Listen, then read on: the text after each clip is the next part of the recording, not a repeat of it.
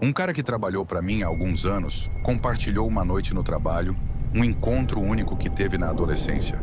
Não posso dizer que já ouvi falar desse tipo de criatura antes, mas achei que valeria a pena compartilhar diretamente da perspectiva dele aqui. Eu tive uma experiência muito estranha no ensino fundamental. Olhando para trás, parece surreal. É uma sequência de eventos que levou a algo que eu não consigo explicar completamente. Sou de uma pequena cidade, cujo nome prefiro não mencionar. Eu vinha de uma escola pequena, onde todos conheciam todo mundo. E de repente fui jogado em uma multidão muito maior. Todos os novos rostos e corredores. Era intimidador, além da constante. Correria de estudantes entre as aulas, minha mãe decidiu me transferir para uma nova escola. Por questões de conveniência. Ela viajava a trabalho e era mais fácil para ela deixar eu e meu irmão na casa dos meus avós. Todas as manhãs, eles garantiam que comêssemos e estivéssemos prontos para pegar o ônibus. Isso poupava minha mãe de ter que ligar para saber se estávamos acordados. Bem vestidos, alimentados e prontos para sair no horário a nova escola. Não era apenas maior, mas ficava no centro da cidade. Eu havia saído de uma escola rural para uma escola urbana, o que era um mundo completamente diferente para fazer amigos. Entrei nos times esportivos e o wrestling rapidamente se tornou. Meu interesse em wrestling não foi totalmente aleatório. Um amigo meu da antiga escola tinha um irmão mais velho que lutava wrestling. Se ele era bi ou não, honestamente não lembro. Mas ele costumava praticar todos os movimentos conosco. Ele nos jogava de um lado para o outro, nos imobilizava e nos ensinava técnicas que nem sabíamos que estávamos aprendendo na nova escola. Descobri que era surpreendentemente bom no wrestling, especialmente na categoria de 60 quilos. Atribuí isso a todas aquelas lutas no quintal, com meu amigo e o irmão dele, naquele nosso time de wrestling. Teve uma temporada incrível. Triunfamos nos distritos, um feito que não acontecia para aquele time. Havia anos. 6 de nós se classificaram para o campeonato estadual. Incluindo, eu era um grande evento para a escola, não só pelas vitórias, mas porque tantos lutadores do mesmo time estavam avançando para o estadual. Havia um problema, não tínhamos exatamente fundos suficientes para cobrir a viagem para o campeonato estadual. Descobri que wrestling não era exatamente um esporte financiado pela prefeitura, então precisávamos encontrar financiamento. Se quiséssemos ir, organizamos arrecadações de fundos e tivemos sorte de receber algumas doações generosas. Entre essas duas coisas, conseguimos dinheiro suficiente para fazer a viagem acontecer. Não apenas para os classificados, mas para o time inteiro. Originalmente, o plano era levar apenas os classificados para o estadual, junto com um suplente. Mas agora todos iriam. Foi um esforço coletivo e queríamos apoiar uns aos outros. O campeonato estadual ficava do outro lado do estado, a cerca de 4 horas de distância. Era um evento de 30 dias em meados de março. A viagem foi tudo menos tranquila. Obras nas pistas reduziram a rodovia a uma única faixa e as condições causaram vários acidentes. O que deveria ter sido uma viagem direta se transformou em uma jornada distante e prolongada. Quando chegamos, estávamos perigosamente perto de perder a pesagem, apesar do início difícil. E embora nenhum de nós avançasse, tudo correu bem. Ainda assim, foi uma grande conquista para todos para comemorar. Nosso treinador usou os fundos restantes para nos levar ao McDonald's. Não era nada sofisticado, mas depois de um torneio, ter uma refeição paga era um luxo. A viagem de volta foi longa para evitar a construção. Nosso treinador conseguiu permissão para fazer um desvio. Quando partimos, já eram cerca de 19 horas e sabíamos que não chegaríamos em casa antes das 2 da manhã. O ônibus estava cheio de conversas e risadas enquanto nos acomodamos para a viagem de 5 horas. A princípio, a viagem de volta foi tranquila, mas à medida que subíamos para altitudes mais elevadas, o tempo mudou. A tempestade surgiu do nada e o vento batia contra o ônibus, fazendo-o balançar. Nossa velocidade caiu drasticamente e os faróis mal iluminavam o caminho à frente na chuva. Nosso motorista conduziu, quase parando. Normalmente uma tempestade, assim não teria nos incomodado, mas com todos tendo enchido seus copos de refri. Antes de partir, não demorou para que a natureza começasse a chamar. Nenhum de nós conseguiria aguentar mais 10 minutos. Não sei exatamente o lugar, mas segundo o motorista, estávamos em um trecho conhecido por suas inclinações íngremes e curvas fechadas. Na extremidade, havia várias áreas de escape para caminhões em caso de falha nos freios. Mas paradas para descanso eram raras à próxima cidade. Com um banheiro decente, o motorista do ônibus finalmente entendendo. A urgência cedeu. "Vou parar, assim que puder", ele disse. Não demorou muito para o ônibus reduzir a velocidade, enquanto o motorista nos manobrava para um daqueles pontos íngremes na beira da estrada. No momento em que o ônibus parou, todos corremos para a porta formando uma fila. Nosso treinador gritava para tentar se fazer ouvir no meio da confusão. "Prestem atenção, crianças. Está chovendo muito lá fora. Não se afastem mais do que a distância de um braço do ônibus." Ele se virou para o treinador assistente. "Olha eles para que ninguém se perca." Quando a porta se abriu com um chiado, saímos correndo para a tempestade. O frio praticamente me golpeou no rosto, mas mal percebi. Eu estava concentrado demais tentando encontrar um lugar para fazer minhas coisas.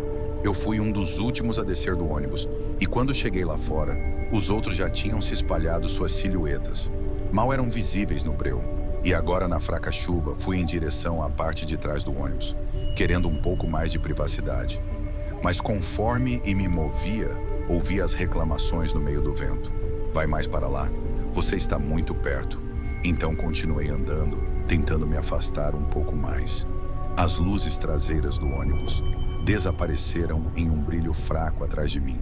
Finalmente encontrei um bom lugar. Fiz o que precisava, rapidamente nervoso com a ideia de que o ônibus pudesse me deixar. Enquanto terminava, uma voz atravessou chuva. "Onde estão todos?" A voz soava fraca, quase carregada pelo vento. Virei-me apertando os olhos para enxergar através da chuva. "Aqui", gritei de volta, mas a tempestade engoliu minhas palavras. Eu não queria me afastar muito do ônibus, mas a voz veio de novo. "Não me deixe", dessa vez parecia mais próxima e desesperada, contra meu melhor julgamento. Comecei a caminhar na direção dela, saindo da estrada e indo em direção à borda da floresta. A chuva ainda era profunda, e conforme eu avançava, o barro começou a engolir minhas pernas. "Não me deixe", a voz implorou novamente. E dessa vez vi algo, uma figura azulada no formato de uma pessoa, fraca e brilhante. Ela estava a cerca de 3 metros à minha frente. Fiquei paralisado por um momento. O medo deveria ter tomado conta de mim, mas em vez disso, uma estranha sensação de paz me envolveu o contorno da figura. Cintilava e parecia que a chuva girava ao redor dela, como se a tempestade emanisse dela. Ela levantou um braço, acenando para que eu me aproximasse. Aquela sensação de paz ficou mais forte, e dei um passo à frente, afundando ainda mais no rio de barro. Mas conforme eu avançava, a figura flutuava para trás, mantendo a distância entre nós, e começou a gesticular novamente. "Não me deixe", sua voz estava quase suave. Agora dei outros passos, mas antes que pudesse ir mais longe, uma mão segurou meu pescoço. "Caminho errado, não acha?", a voz do treinador me trouxe de volta à realidade. "O ônibus está para aquele lado." Ele não me soltou, enquanto me guiava para fora da vala. E de volta para a estrada, virei-me para olhar uma última vez. Mas a figura havia desaparecido, engolida pela chuva e pelas sombras. Quando subi de volta no ônibus, estava completamente cheio de barro. Pensei até que levaria um xingo. Joguei-me no banco, tremendo de frio. Nicholas, o cara que estava sentado ao meu lado, me olhou de lado. "Achei que íamos te deixar", disse ele meio sorrindo. Ouvi a voz do treinador chamada de novo. Ele passou pela lista, certificando-se de que todos estavam presentes, antes que o ônibus finalmente voltasse para a estrada. Fiquei ali quieto, olhando pela janela enquanto a tempestade continuava. Eu continuava olhando, esperando ver algo, uma sombra ou um brilho, mas não havia nada, apenas escuridão. A tempestade eventualmente diminuiu e o ônibus conseguiu passar pelo pior. Mas eu não conseguia me livrar da sensação de que a figura não era apenas fruto da minha imaginação. parecia muito, muito real. Até hoje, não posso dizer com certeza o que vi naquela noite. A coisa mais próxima que encontrei foi algo chamado Fantasma da Água, uma entidade que supostamente atrai pessoas para longe. Chuva, não sei se era isso, mas sei de uma coisa. Se meu treinador não estivesse lá, talvez eu nunca tivesse voltado para o ônibus. Bom dia, boa tarde ou boa noite, dependendo de quando você estiver me ouvindo. Isso aconteceu comigo há pouco tempo enquanto dirigia rumo ao meu trabalho em Campos do Jordão. Isso aconteceu em um trecho já avançado, por volta das 4 da manhã para evitar o tráfego. Sair nesse horário é muito comum ao dirigir. Nessas horas encontrar trechos com muita neblina. Além disso, como a estrada está quase deserta, é possível dirigir devagar ou com tranquilidade. Já a caminho em uma curva, vi ao longe algumas pessoas caminhando.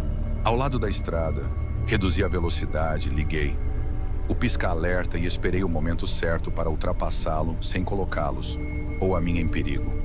No entanto, algo me chamou a atenção. Eles não carregavam lanternas, nem qualquer tipo de sinal que indicasse sua presença.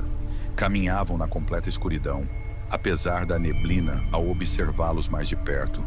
Notei que vestiam roupas cinzas e não levavam nada com eles.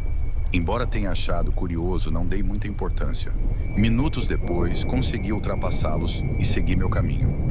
Mas mais adiante, para minha surpresa, encontrei novamente o que parecia ser as mesmas pessoas, mesmas vestimentas, mesmo passo, mesma situação de não portar iluminação. Reduzi nova a velocidade, pensando que talvez fosse um grupo grande e que mais adiante encontraria mais pessoas caminhando. Segui atrás deles por alguns minutos, já que a região tinha muitas curvas e descidas acentuadas, com a baixa visibilidade, e o risco de encontrar um carro vindo na direção oposta não podia ultrapassá-los sem me expor a um acidente grave. Os minutos se passaram e eu continuei atrás deles. Angustiado, decidi me aproximar um pouco mais e buzinar para chamar mais sua atenção. Pensei que talvez pudesse falar com alguém do grupo e pedir educadamente que me deixassem passar um deles. Reduziu o passo ao ouvir a buzina e se afastou do grupo. Eu diminuí ainda mais a velocidade e me alinhei com ele. Quando ele ficou bem ao lado da minha janela, pude vê-lo claramente no lugar de um rosto. Havia apenas escuridão, sem traços ou feições. Seu rosto era como um buraco sem características. Mas mesmo assim, senti claramente que olhava para mim, tomado pelo pânico. Acelerei sem me importar com as curvas. A neblina mais adiante, encontrei novamente as mesmas pessoas. Algumas vezes, toda vez que os ultrapassava, via uma das figuras fazendo sinais para que eu parasse. Mas a essa altura eu já não parava nem apenas acelerava, sem me importar com o perigo.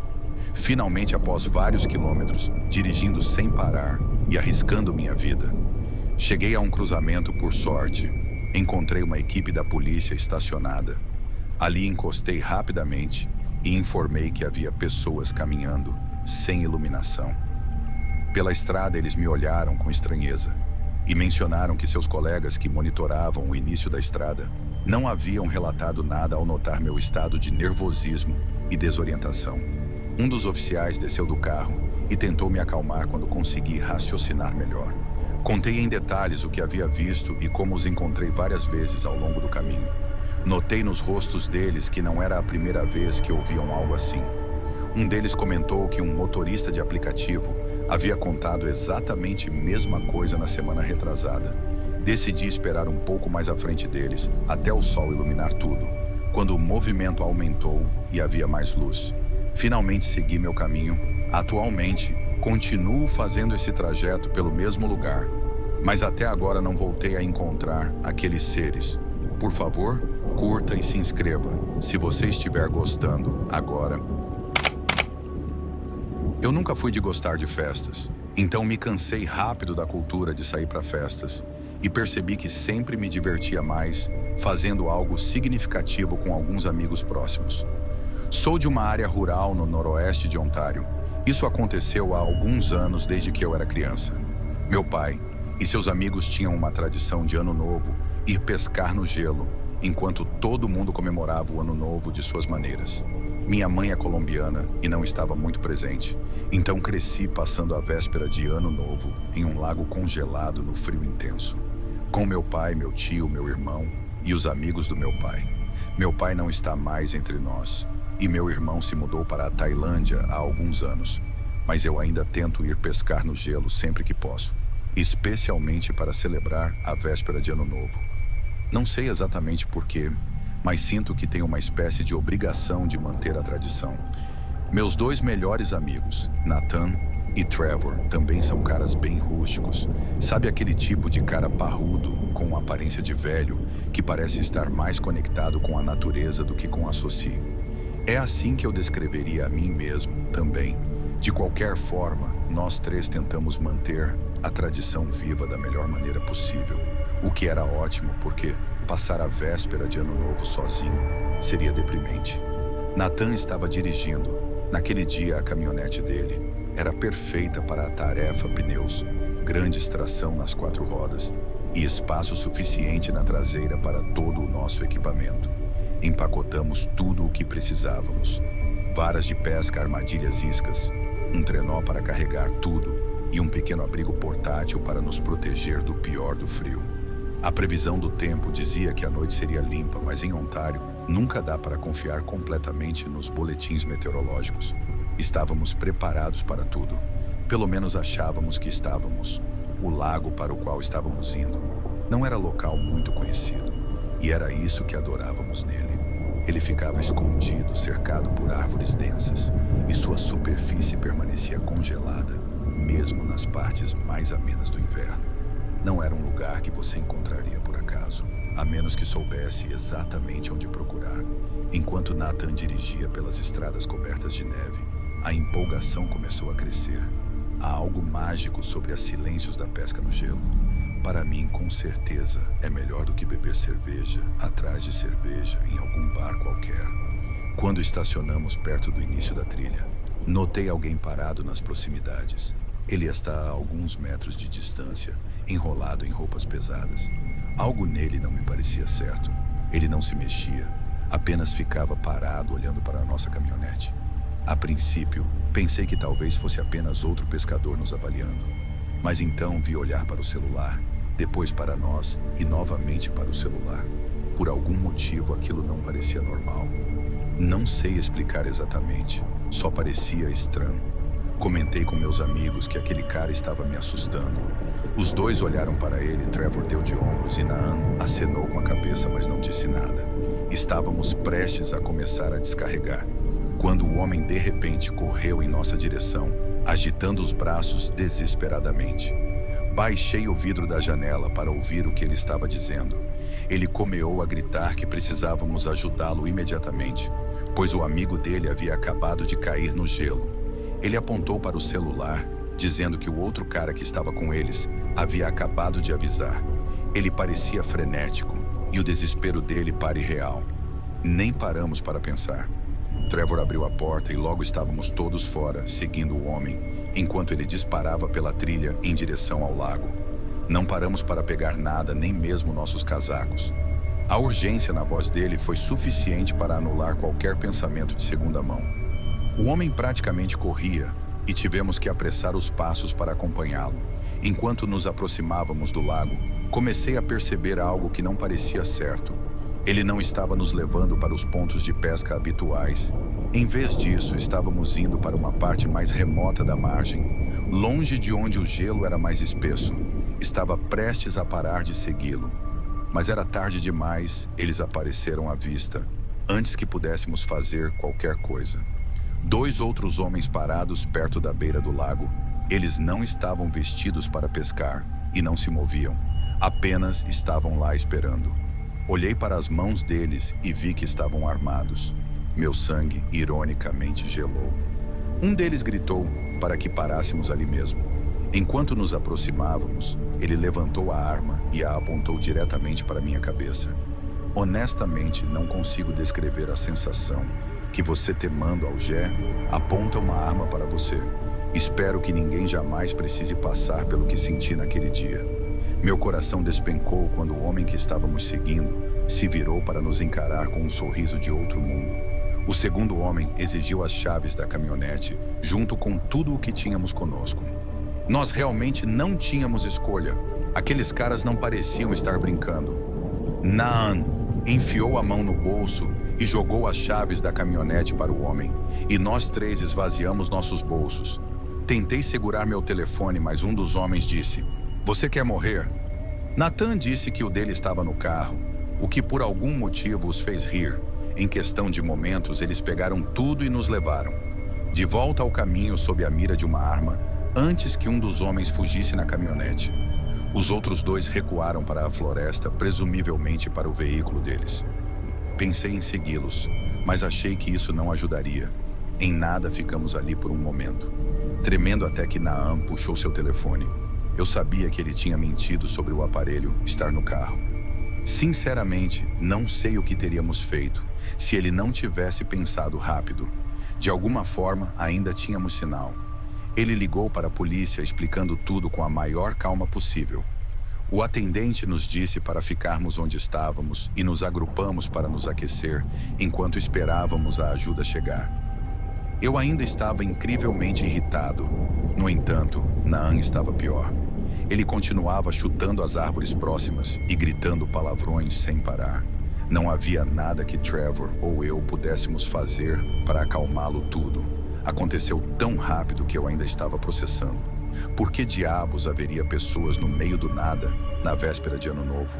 Não fazia sentido. Era muito azar. Vou pular todos os detalhes entediantes. Os policiais registraram um boletim e foram gentis o suficiente para nos levar de volta à casa do Trevor. Começo dizendo que tudo o que vou compartilhar foi experimentado por 3 pessoas, incluindo eu mesma. Minhas colegas de quarto e eu nos mudamos para nosso dormitório em setembro do ano passado, e os eventos estranhos começaram logo cedo.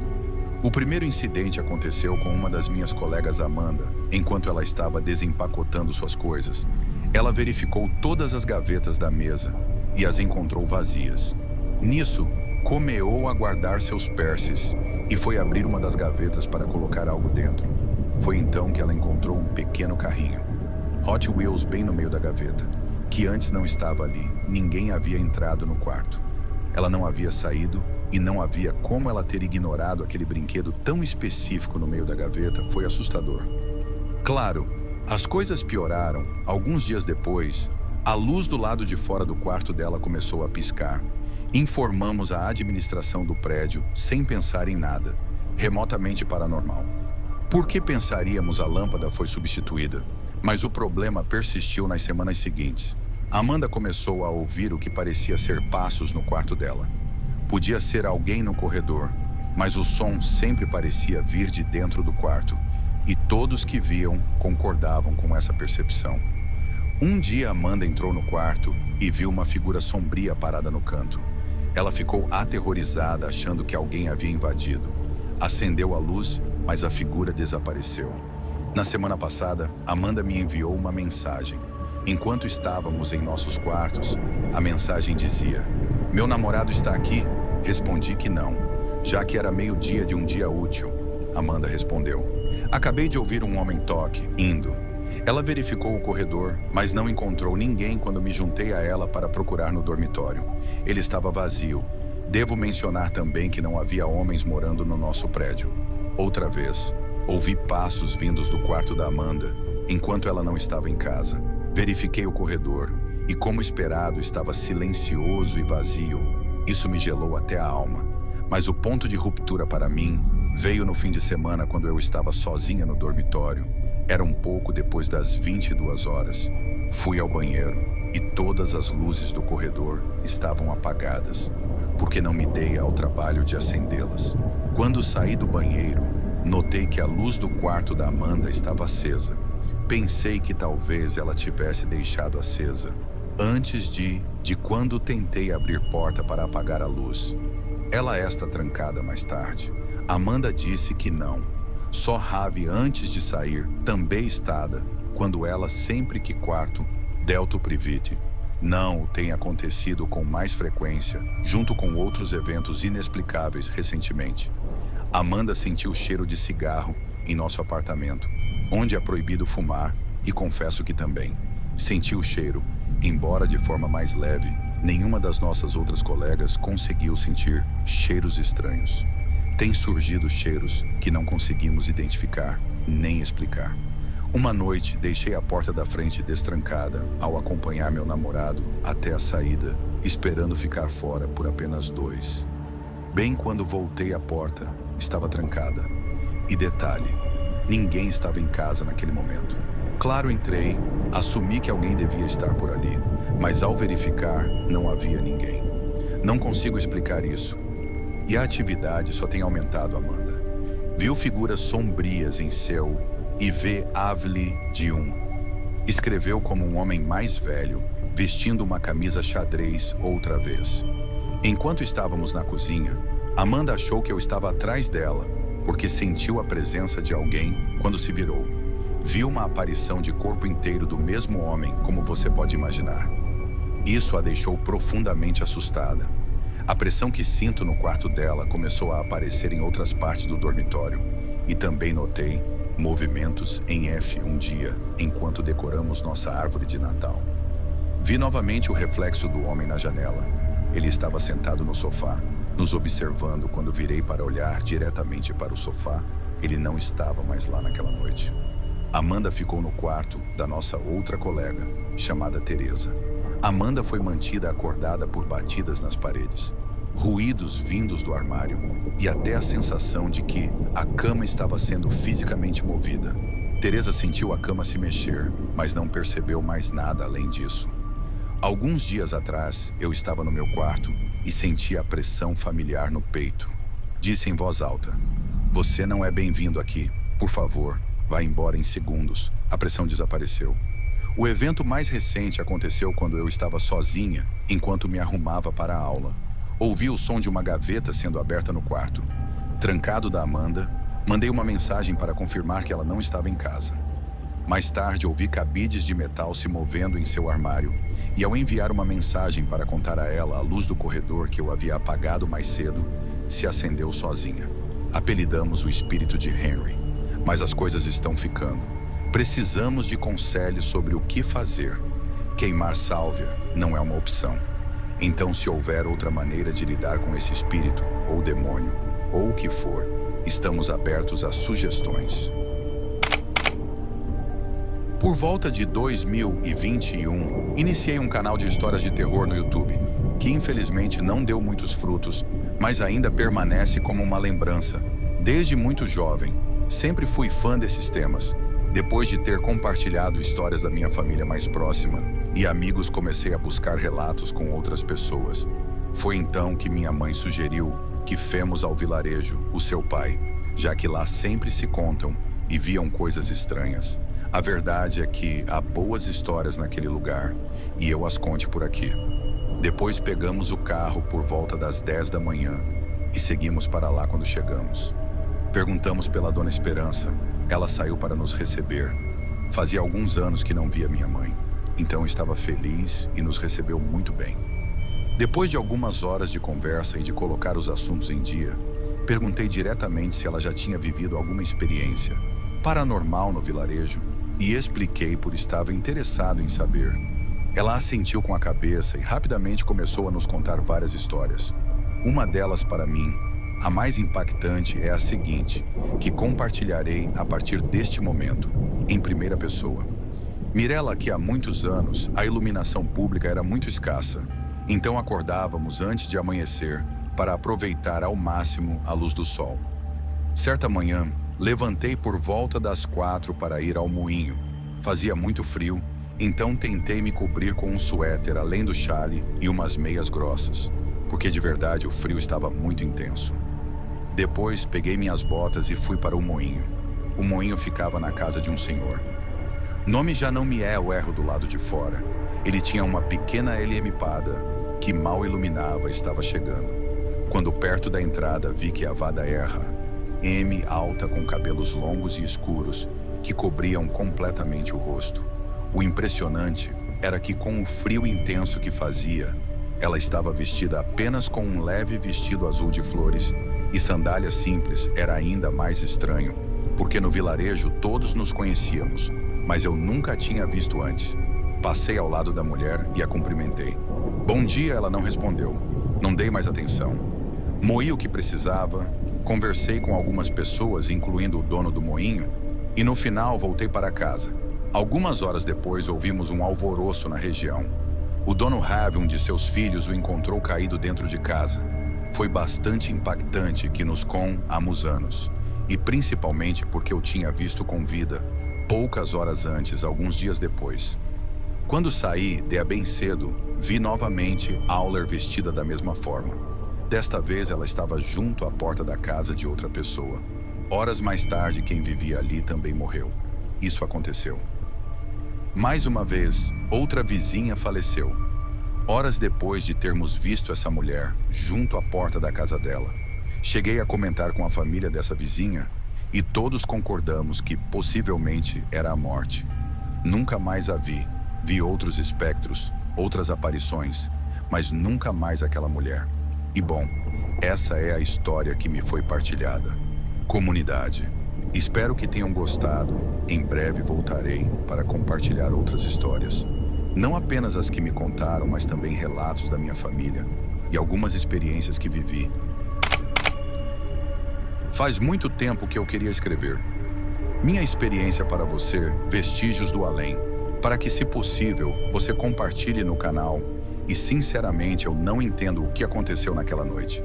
Não é que houvesse outra possibilidade, porque tudo foi tão claro, mas ao mesmo tempo tão impossível. Ainda assim eu acredito nisso.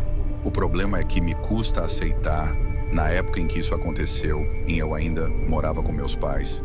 Meu irmão mais velho já havia se mudado, e além de nós viviam na casa 2 cachorros, ambos vira-latas.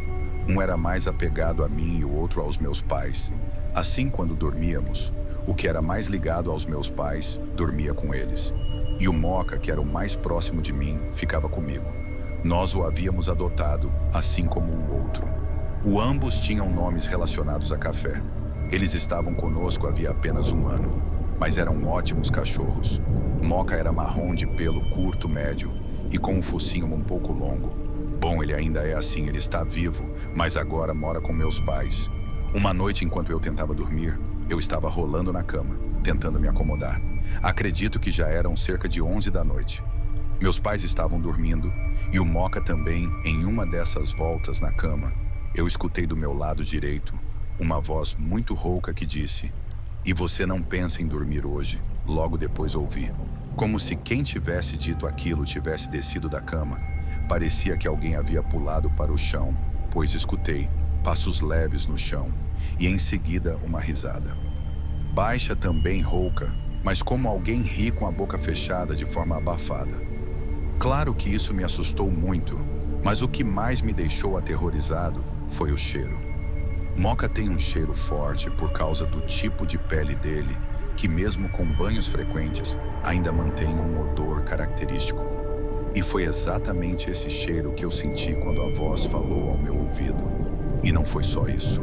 A boca do Moca também tinha um cheiro bem forte que era fácil de perceber quando ele estava perto e respirava esse mesmo cheiro. Estava presente quando ouvi aquela voz. Eu sinceramente fiquei congelado.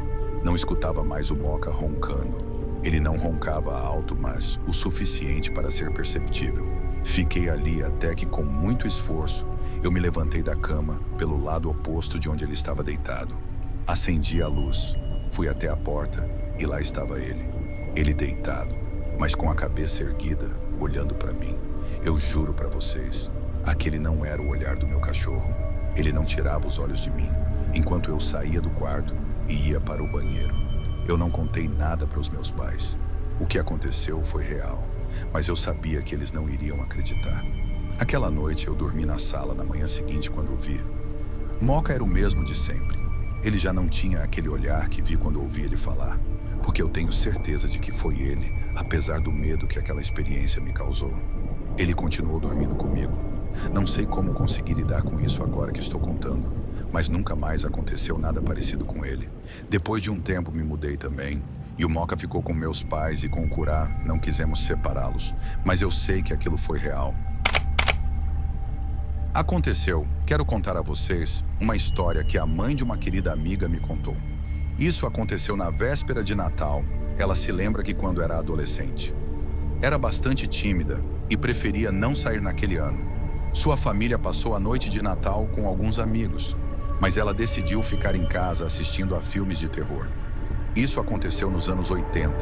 Ela estava deitada no sofá assistindo a um filme com sua cadelinha, Nina dormindo aos seus pés. Fazia bastante frio, então só o nariz dela aparecia entre os cobertores. A árvore de Natal estava atrás dela com as luzes acesas e tinha um típico presépio com um menino. Jesus maior do que as outras figuras do presépio. Nem se conta que não estava com sono e esperava que sua família voltasse quando ouviu um barulho no telhado, como se algo tivesse caído.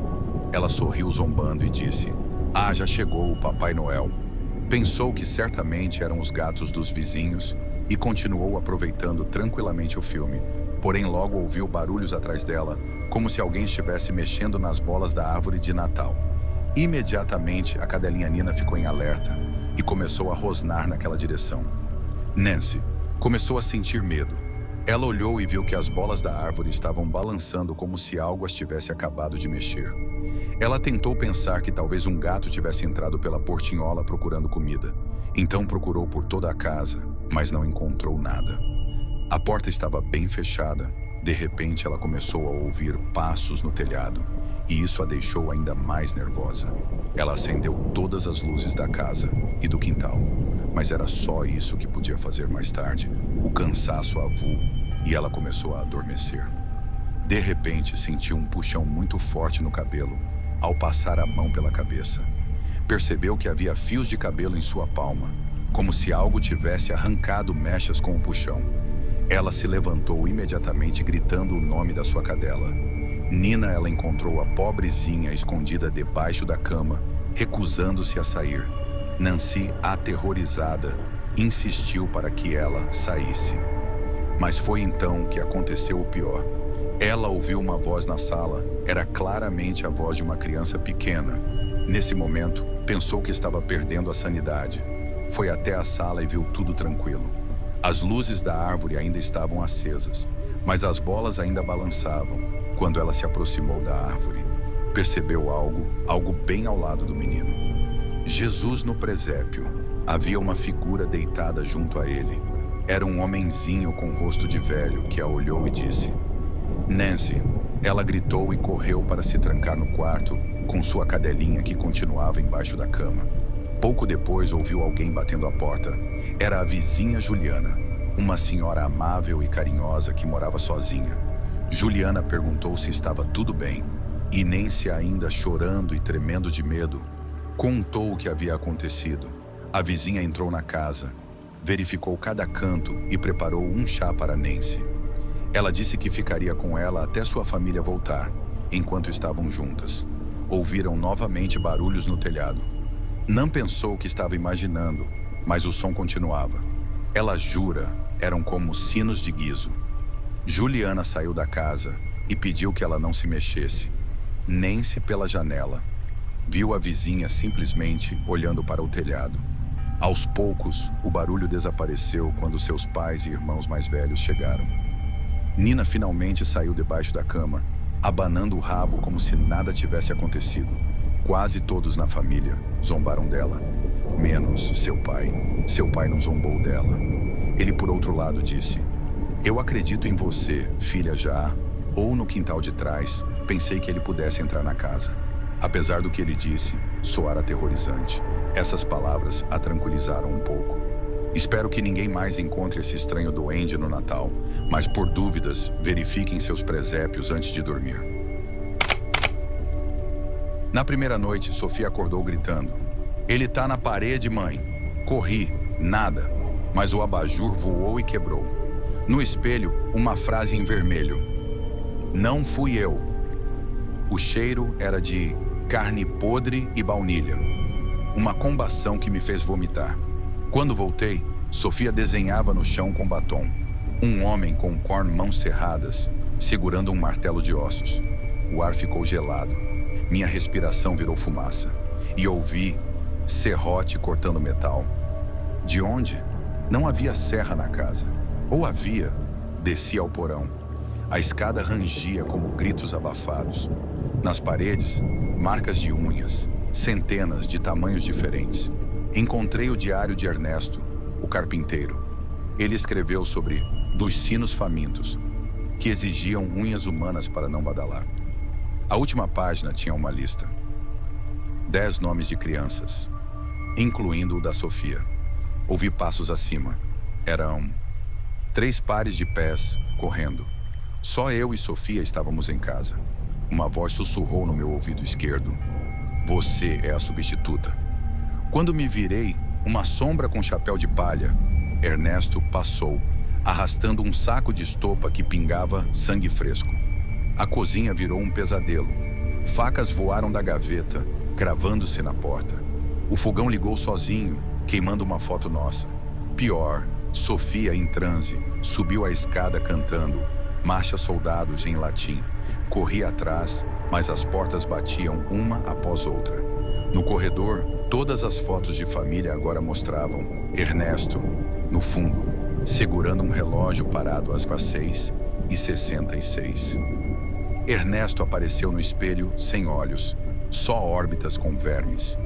Preciso das unhas dela, rosnou. Ou o sino levará você. Tentei quebrar o espelho com um sapato, mas minhas mãos passaram através dele como se fosse água. Encontrei Sofia no sótão. Ela estava serrando as próprias unhas com um canivete enferrujado. Ele disse que vai parar se você assinar. Ela falou apontando para um contrato em pele humana. Doadora Carla Santos. Pagamento 10 unhas. Ernesto surgiu atrás dela, segurando um martelo de dentes de criança. Assine ou o sino tocará, ele ordenou. Minha mão moveu-se sozinha. Assinei. O contrato queimou, virando cinzas com cheiro de cabelo queimado.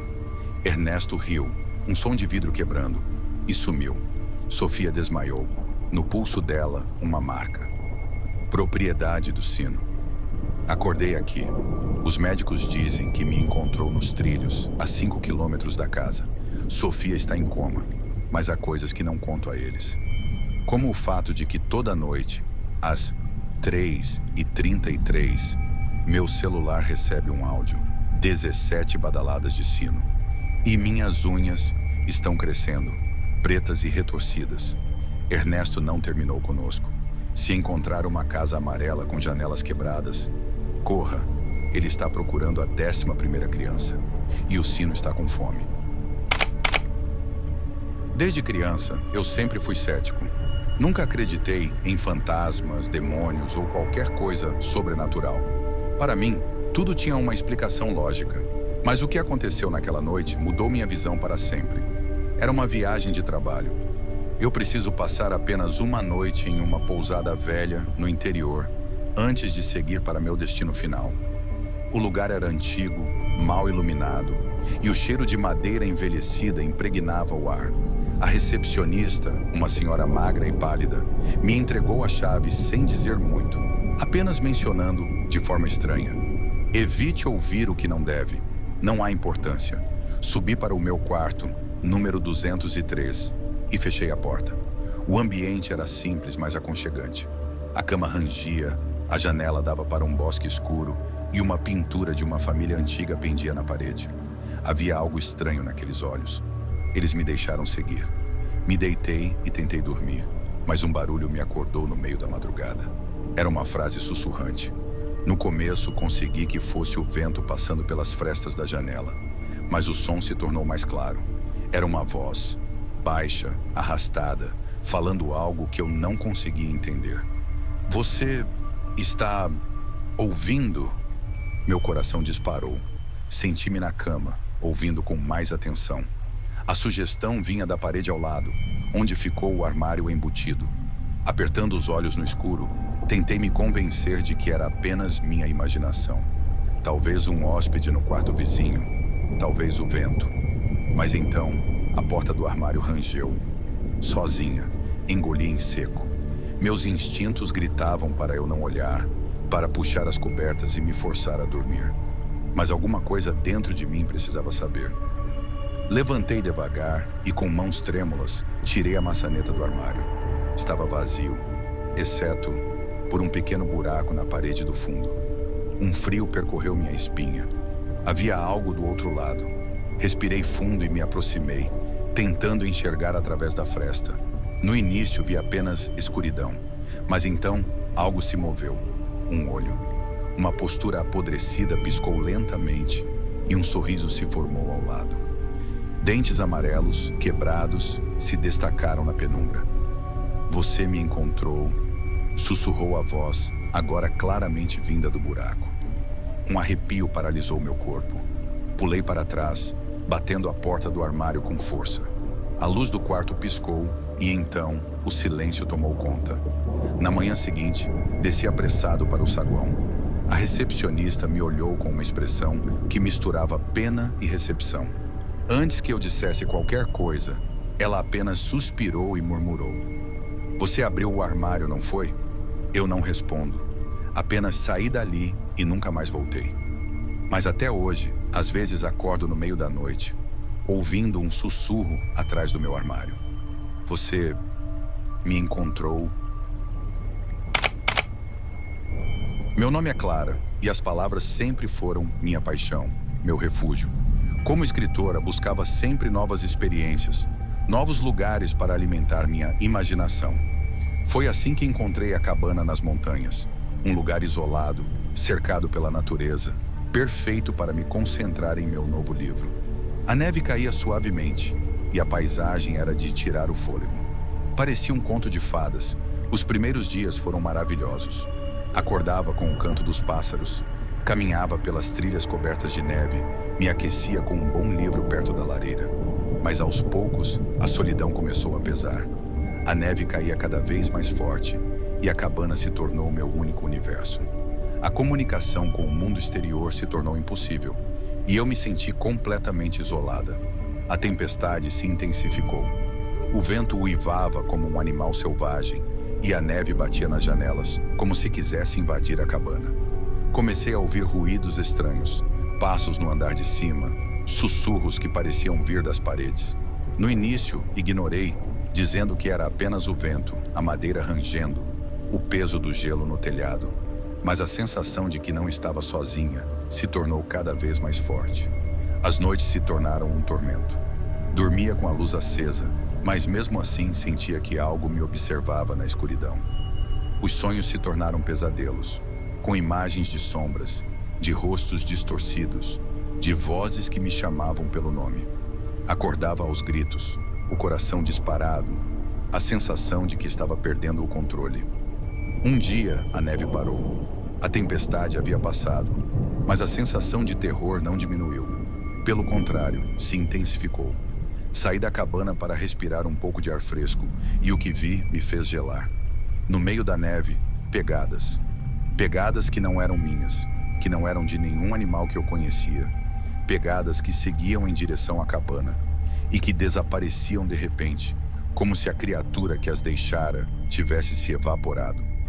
Voltei para a cabana correndo, tranquei todas as portas e janelas, mas a sensação de que estava sendo observada não passava. As horas se arrastavam lentamente e a escuridão se apossava da cabana. A cada ruído, a cada sombra, eu sentia que a criatura estava mais perto, esperando o momento certo para me atacar. De repente, a luz acabou. A cabana ficou mergulhada na escuridão e o silêncio se tornou ensurdecedor. Peguei uma lanterna e comecei a vasculhar a cabana, procurando por sinais da criatura, mas não encontrei nada. Apenas o vazio, o frio e o medo. E então, ouvi um sussurro que vinha de dentro da minha cabeça. Uma voz que me chamava pelo nome, que me contava segredos sombrios, que me prometia a verdade sobre o universo. A voz me dizia que eu não estava sozinha, que nunca estive, que a criatura sempre esteve comigo, me guiando, me protegendo. Olhei para o espelho e vi. Não era meu reflexo que estava ali, era a criatura. Seus olhos vermelhos e brilhantes me encaravam. Comecei a gritar, a rezar, implorando para que tudo aquilo Não fosse nada real, fechei meus olhos e lembrei de uma oração que minha avó tinha ensinado quando eu era pequena. Meu nome é Clara, e as palavras sempre foram minha paixão, meu refúgio. Como escritora, buscava sempre novas experiências, novos lugares para alimentar minha imaginação. Meu nome é Geazi, e sempre fui um homem da roça. Desde criança fui criado no ritmo da natureza e na lida com o gado. Vivi tranquilamente nas terras que herdei do meu pai, um homem muito competente que me ensinou tudo o que sei. Entre seus ensinamentos e conselhos, ele sempre dizia para eu não duvidar do oculto, pois por trás de toda lenda existia um pouco de verdade. É claro que eu não acreditei, mas de um tempo para cá, algo estranho começou a acontecer. Era uma sensação que eu não conseguia explicar, como uma intuição. Uma tensão parecia infiltrar-se na minha paz. As notícias de ataques a rebanhos, que antes vinham de longe, chegaram a se aproximar. O silêncio da noite tornou-se inquietante. Os animais eram mais nervosos e os cães mais. Uma noite percebi que algo estava errado. O silêncio do curral foi quebrado apenas pelos meus próprios passos. Ao amanhecer, a cena era desoladora. Algumas cabeças de gado estavam mortas, com danos estranhos, como se fossem drenadas de todo o sangue. Não eram marcas de onça, nem de coiote, nem de nenhum outro animal que eu conhecesse. Minha razão começou a vacilar. Tentei encontrar uma explicação lógica, mas as imagens dos animais mortos não saíram da mente. Decidi montar guarda na noite seguinte, armado com uma espingarda, determinado a descobrir o que estava acontecendo nas minhas terras. Quando a noite caiu, trouxe consigo um silêncio ainda mais opressor. No meio da madrugada, ouvi um barulho estranho, um som que nunca tinha ouvido antes. Era uma mistura de rosnado e guincho, algo que parecia distante, mas que ao mesmo tempo ecoava bem perto. Fiquei alerta com a espingarda em punho e o coração batendo forte no peito, enquanto me movia cuidadosamente. Então, eu vi. Entre as árvores, sob a luz pálida da lua, estava uma criatura. Não era um animal, não era um homem. Era algo diferente. Algo que parecia ter saído diretamente de um pesadelo. Era uma figura esguia, com olhos vermelhos e estreitos, garras afiadas e uma pele escura e escamosa. Ó chupa-cabra, senti meu sangue gelar e a espingarda tremer nas minhas mãos. Minha mente se recusava a processar o que meus olhos viam. A criatura se move com uma velocidade sobrenatural, saltando entre as árvores em direção ao curral. Uma onda de pavimento tomou conta de mim, enquanto o chupa-cabra pulava sobre o curral em busca de seu pré-latirei. Mas a princípio, o tiro parecia não surtir efeito. Depois de algum tempo, percebi que a criatura estava ferida. Ela desapareceu na escuridão, deixando para trás um rastro de sangue. Naquela noite, meu mundo mudou para sempre. Deixei de ser um homem da roça cético para me tornar um homem assombrado por um encontro inexplicável, perdido entre o que acreditava ser verdade e o que meus olhos tinham visto. Sempre que tentava dormir, a imagem do chupa-cabra me perseguia nos sonhos. O medo tornou-se uma sombra que me acompanhava dia e noite. Aquele ser, que eu antes considerava apenas uma lenda, transformou-se em uma realidade assustadora e presente na minha vida. Aprendi, então, a nunca mais duvidar dos conselhos dos mais velhos. O mundo guarda mistérios e terrores que a lógica não consegue explicar. Segredos que habitam os limiares da noite, no silêncio das fazendas, esperando para se revelar àqueles que ousam olhar para a escuridão.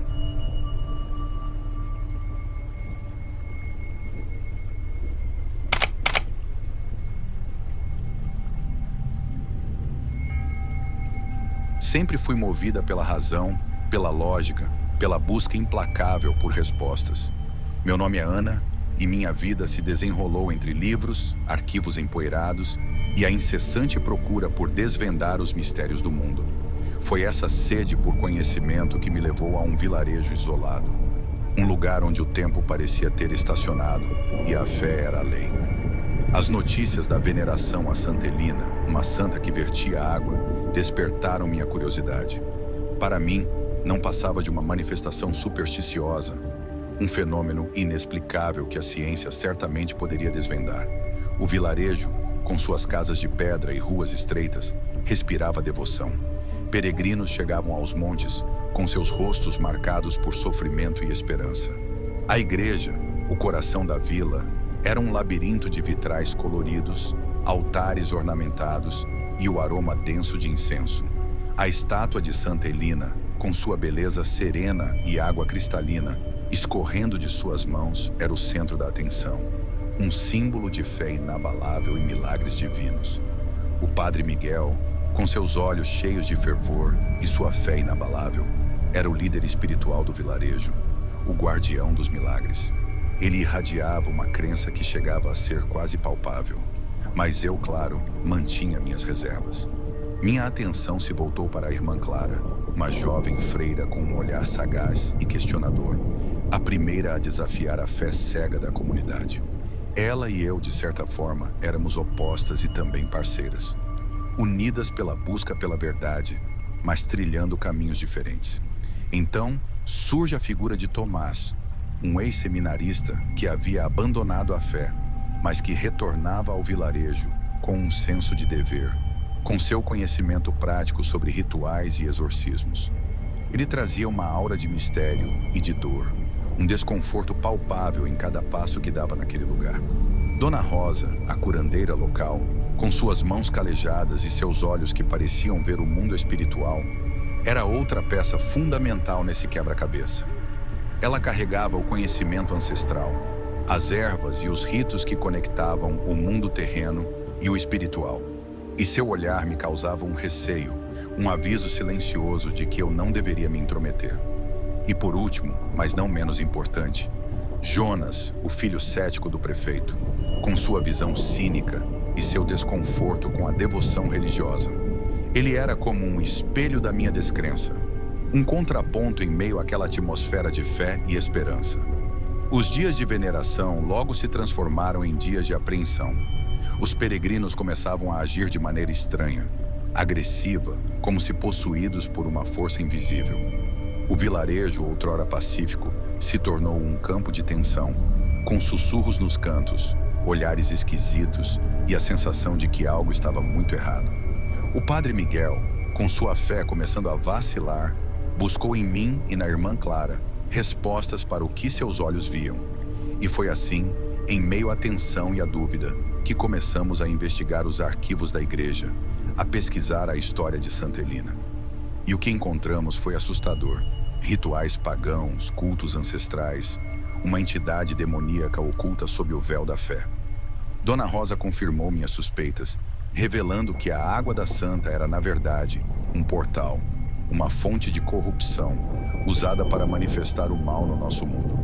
Tomás também trazia consigo o conhecimento das práticas exorcísticas que ele aprendeu em seus tempos de seminarista. Mas o horror que pairava no ar o deixava cético sobre o poder de rituais. Decidimos seguir o ritual de proteção que Dona Rosa indicou, uma mescla de ervas e ritos ancestrais. Mas durante a cerimônia, algo interferiu, uma energia sombria que se manifestou, deixando claro que a entidade não iria deixar-nos seguir. Um dos peregrinos, possuído pela força demoníaca, tentou nos atacar, expondo a violência e o terror que se escondiam por trás da fachada de milagres. A luta foi tensa, o ar estava denso e cada passo era um risco. Foi naquele momento que o cético Jonas, ao ver a materialização do horror, começou a questionar seu ceticismo e se juntou a nós, com a mesma determinação que a gente carregava. Era hora de revelar a verdade, o que a estátua de Santa Helena realmente era. Em vez de uma fonte de fé, era um portal de trevas, uma manifestação demoníaca que corrompia almas, que se alimentava da fé e da devoção das pessoas. Com a verdade revelada, nos preparamos para o exorcismo, a batalha final contra a entidade. O vilarejo se tornou o palco de uma luta espiritual e física. O altar da igreja se transmutou em um portal sombrio, com sombras dançando e sussurros infernais. As palavras do exorcismo, cada uma delas carregada de fé e poder, ressoavam como um grito de guerra contra a escuridão. Eu com minha razão, a irmã Clara com sua teologia, Tomás com seus ritos, Dona Rosa com seus conhecimentos ancestrais e Jonas, com seu novo senso de responsabilidade, nos unimos para confrontar o mal. A entidade tentava nos corromper, usando nossos medos, nossas inseguranças, mas resistimos.